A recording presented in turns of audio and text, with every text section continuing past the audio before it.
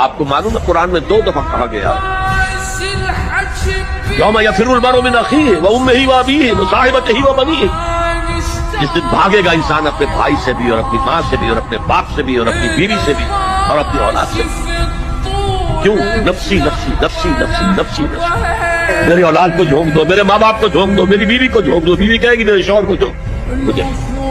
یہی نفسی نفسی دنیا میں رہے آپ کی،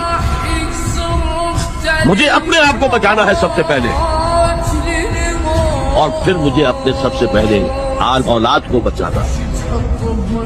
یا ایھا الذین آمنوا قوا انفسکم واہلیکم نارا، اے ایمان والو بچاؤ اپنے آپ کو اور اپنے اہل و عیال کو آگ سے۔ یہ کام ہے آپ کریں اور سمجھیے، نہ بیٹا کام آئے گا، نہ جورو کام آئے گی، نہ باپ کام آئے گا، نہ ماں کام، تمہارا اپنا عمل۔ اگر تم اس راستے پر چلے، اپنی ہمت کے مطابق چلتے رہے